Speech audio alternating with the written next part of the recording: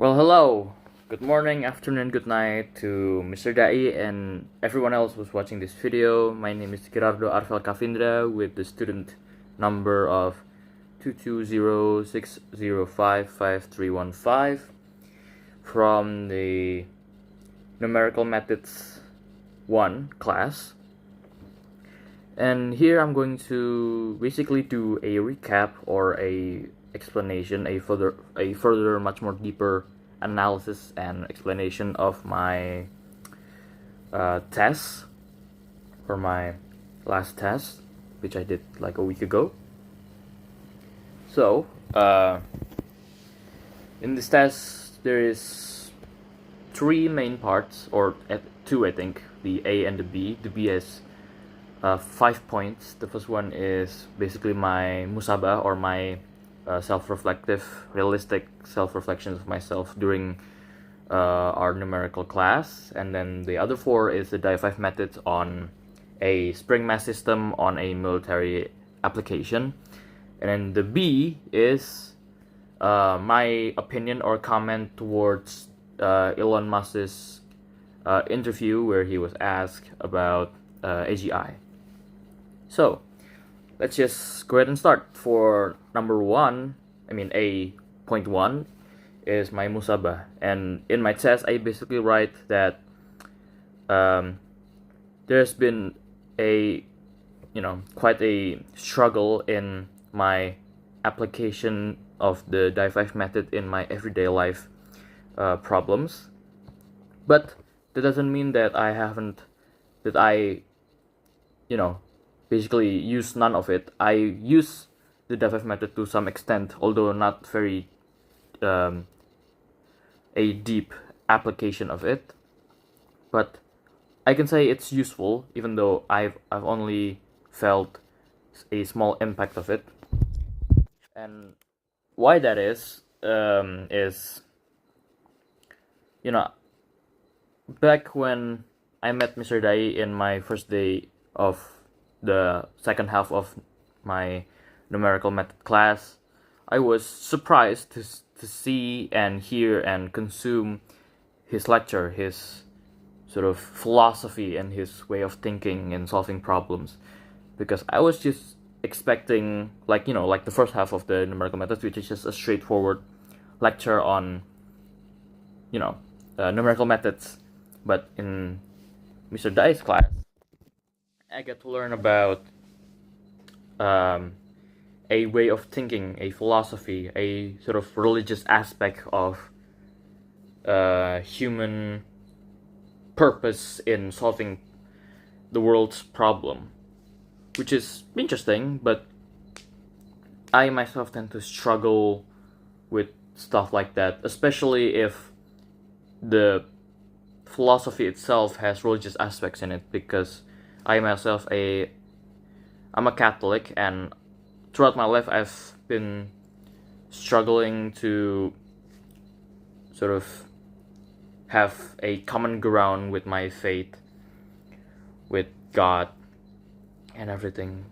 Most of that is due to, there's been a lot of people here in Indonesia and, everywhere else where my religion flourish, do some bad things, and they use their religion to basically justify the bad things they did and all the evils they've done and everything else,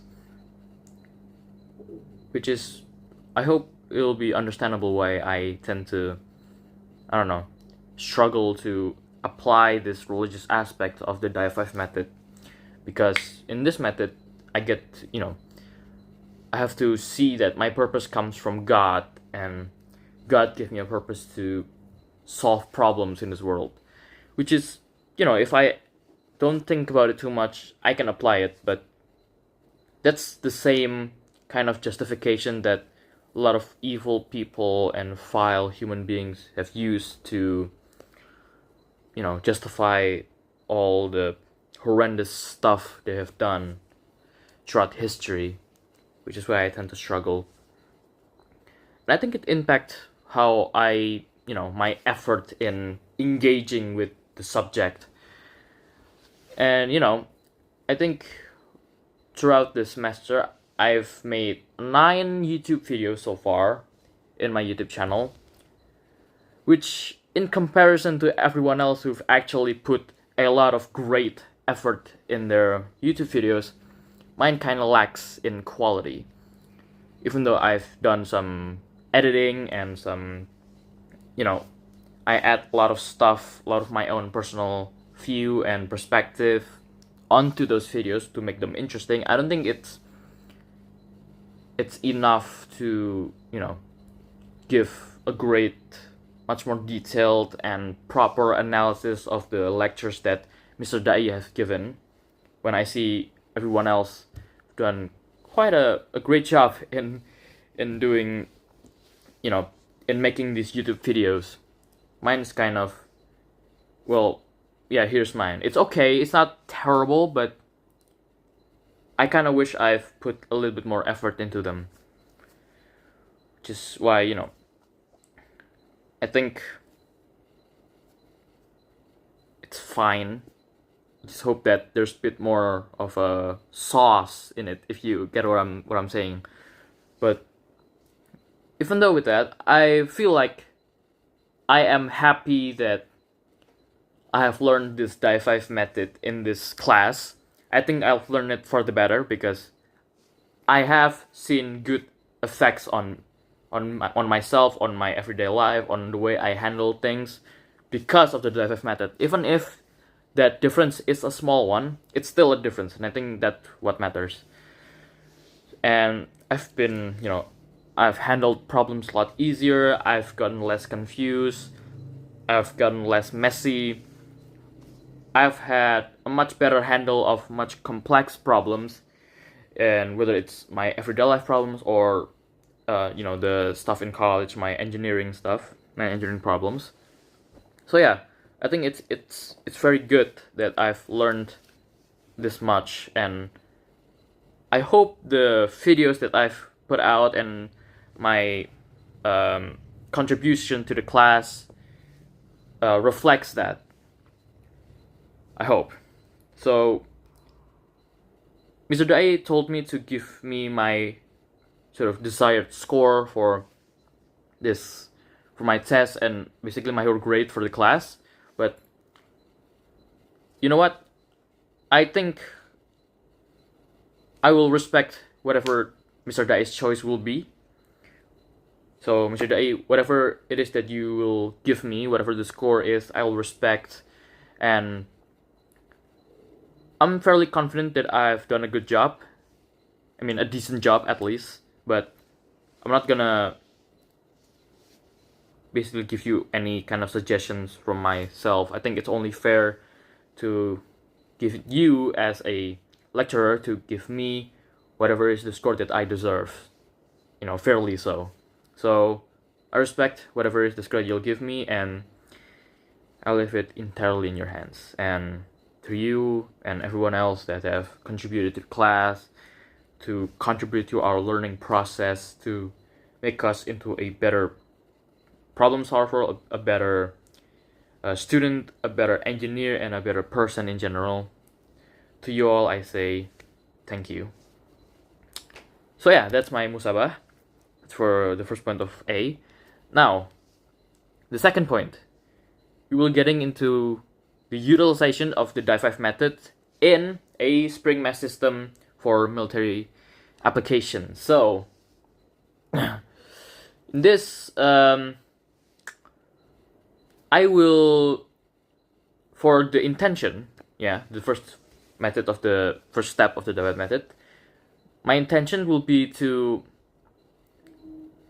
basically to make a Python code to explain the properties of spring mass system in the application to the military application, using numerical methods and the Die5 method of thinking, so that we can simulate the effectiveness of the spring mass system, especially in military application, But also, it's not just limited to that, but you can also apply it to every other field that using a spring mass system, like cars, for example. So yeah, that is my intention, to make a code for a simulation of which we can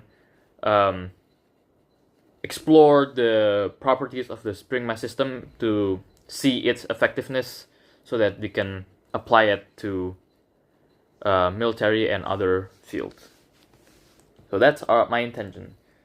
The second point, which is initial thinking, we need to figure out the key properties of the spring mass system.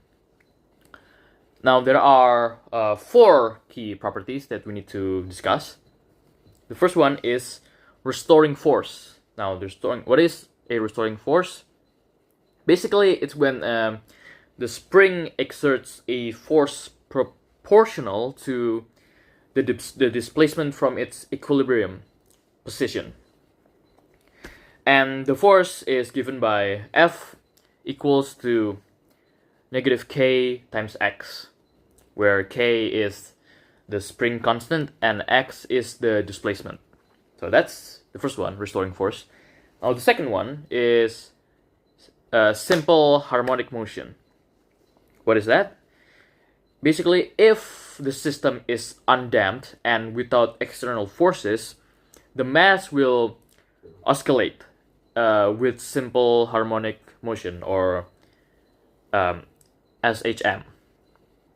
Now, the motion is characterized by these 3 equations. The first one is angular frequency. The second one is the first one is angular frequency. The second one is period, and the third one is frequency. The equations are here. Now, the third key property is damping. What is that? So, in the real-world application, damping is present, which reduces the amplitude of the oscillations over time. Damping can be modeled as force proportional to the velocity, which is defined by this Fd equals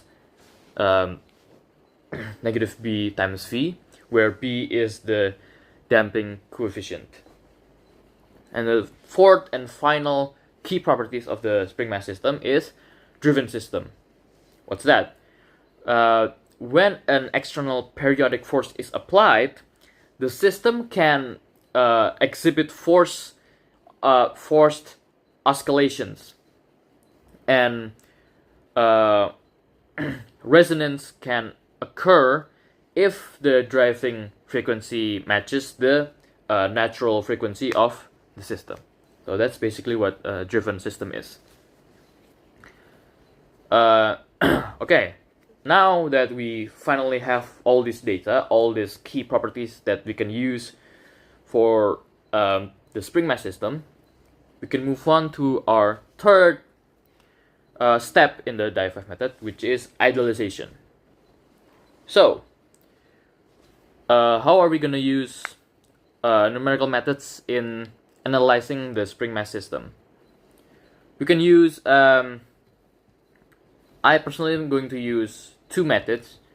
The first one is Euler's method. Now, in this class, you know what this is. It's a straightforward numerical methods to solve ordinary differential equation, or ODEs. Now, given the condition, the system's state is updated interactively using these equations you can see on the screen, where t is time step, v is velocity, x is the displacement, and a is the acceleration. And the second method of the normal methods that I'm going to use for this analyzation is Runge-Kuta's method. Till this day, I'm not sure how to pronounce the method, but that's how I'm going to do it. It's the Runge-Kuta method. Now, this method is more accurate than the first one, the Euler's method, So these methods provide higher order approximation to solving ODEs. Now, the fourth order Runge-Kuttas method, or the RK4, is commonly used these equations you can see here. Now, this is the thing that I didn't necessarily explain in the test, but this could be an addition to the intention. But for military application, we basically need to enhance the vehicle suspension system to enhance ride comfort and vehicle handling and such. And we also need to enhance vibration isolation to protect sensitive equipment from vibrations using isolation system, and shock absorption to absorb and dissipate energy from shocks and impact from from bumps in the road for say. Now,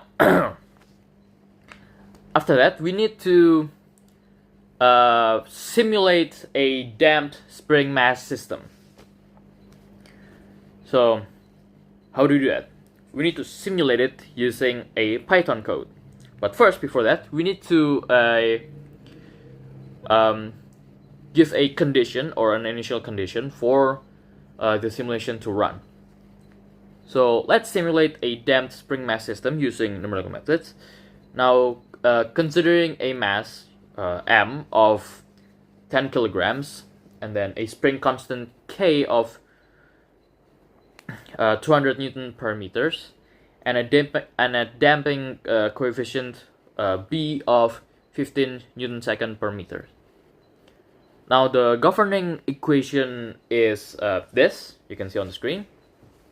Now, using the RK4 for numerical simulations over time intervals from 0 to 10 seconds with a time step of 0.01 seconds, we can analyze the system's behavior. And we shall write the code. And the code you can see is right here. We have using the numvs np, and we have the system parameters from the m, k, and b, and we have the time parameters, the tmax, dt, and n steps, and we have the initial condition. We have the x0 or initial displacement and v0 or initial velocity. And now we need to input the array to store the results. We have t, x, and v, and then we need to add another initial condition for to basically tell you that xo is x at 0.0 and vo is v at 0.0. And then we finally add the RK4 or the range with a fourth order method, which you can see right here, and then define the derivative, and then finally we can put in the range Kuttan calculations from the equations that I showed you before, but we need to put it in a code form, which is like this, and put it in the update value, and then finally plotting the results. Now, this simulation provides an insight to the dynamic behavior of a damped mass system, which is crucial for designing an effective military systems that require precise control over mechanical vibration and shock. Basically, this can simulate the spring mass system to a certain condition that you might need for, say, a military application. Just input the numbers and it will run. And okay, that's the analysis done. Now we need to put the final step of the die 5, which is instruction set.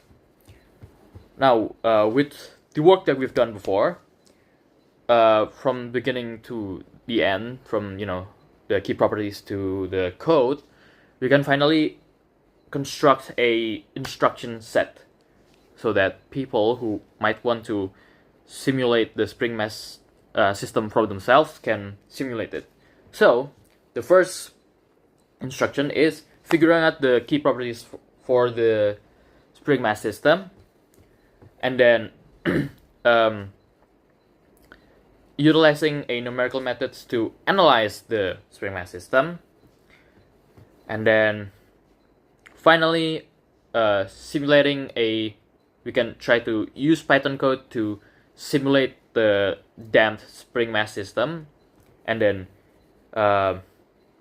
input the initial condition, and finally you can run the simulation and see the data for the simulation, of which you can draw conclusions to make analysis of the spring mass system that you want to utilize. Now, this instruction set can change and it can be adjusted because from the users who uses the instruction set might have something to say or might have inputs or criticism that might impact the instruction set and change it to a bunch of ways to make it better and much more airtight and improve in quality as an instruction set. Okay, so that's the point A of the test done. Point A with 5.1 was the Musaba, and then the other 4 for the die 5 for this spring mass system for military application. Now for the final point, which is B, I have to put my comment upon Elon Musk's answer to a question that he was given in an interview. The question was, what would you say to her, or AGI at this point, artificial general intelligence, when she was finally ready, when she's ready to step into the world? And Elon Musk proceeds to answer the question with what it's like outside of the simulation. Okay, so here's my comment. To be honest, I didn't put it in the test, but I myself, I'm not a big fan of Elon Musk. I think it's safe to say. I think most people don't like him anyway.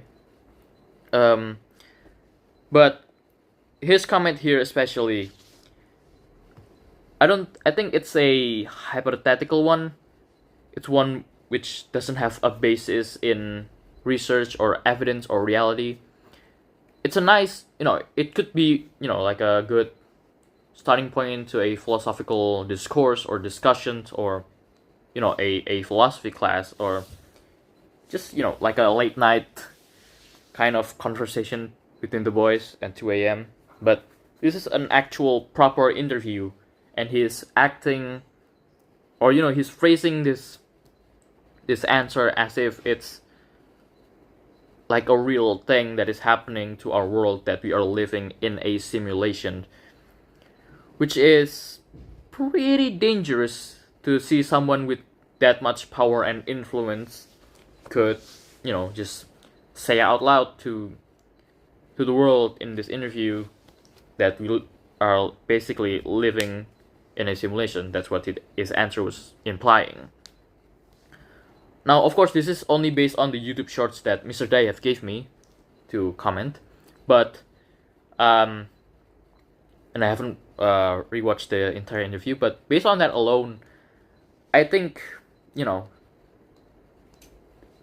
the saying of we live in a simulation is a bit preposterous. There's no, you don't provide any evidence or any research or anything, Mr. Musk said in that interview. So yeah, I don't think it's just like, maybe it's an interesting question to ask basically a humanoid robot that acts just like us, but like, yeah, he's acting like it's a reality-based question that is important. But at this point in our history, I don't think that's would be a number one question to ask to an AI. I think there are other better, much more interesting and introspective questions than the one he proposed. But let's just delve into what he's trying to say, that we live in a simulation. Now, I don't usually like to do this, but considering that the Die 5 has a religious aspect to it, I guess it's a good, you can draw parallels that a world in a simulation and, like the connection between Earth and heaven. In a simulation, if you get out of the simulation and go into the real world, that's basically, like a reflection, or at least like there's a parallel between that and, dying, leaving Earth, and going to heaven. I think, it's interesting to see that might be what heaven is, that why people believe that there is a heaven. But I don't think many super religious people believes that heaven is some kind of another world in the simulation that we believe in. I think it's also a problem of phrasing and, the term.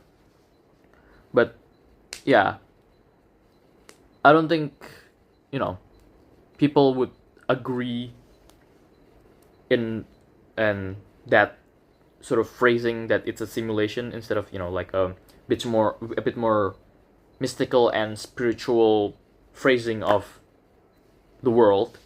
But yeah, there's an interesting parallel that you can pull, especially if you watch movies like The Matrix, or any other movies that involve simulations, like in Dreams, in Inceptions, and all that other movies. But yeah, it's an interesting question, albeit not too important one. We have important problems that I think there are important questions that you could ask an AI, like feeling human emotions, or what it will do, or does it have dreams, or does it have a want. Ask him a bit more human questions. I think it's a bit more interesting than asking her about a simulation that we still have no basis for. So yeah, that's basically my comment for the Elon Musk stuff. So yeah, this is my review or explanation or analysis of my test last week. But before that, I want to say thank you, because this is probably the last time I will meet Mr. Dai and everyone else who participated. And I just want to say that what you have given us, me and my friends, the knowledge of the Die 5 and everything else that you've taught us is very valuable, and I just want to thank you truly, that your teachings will not go to waste, and I just hope that we can utilize this teaching in a much more meaningful way in the future. To you, I salute and give you my full gratitude. Thank you for everything that you've done for us, and forgive us if we haven't been fully appreciative of what you've done. Well, yeah, thank you for everything, and thank you for watching this video.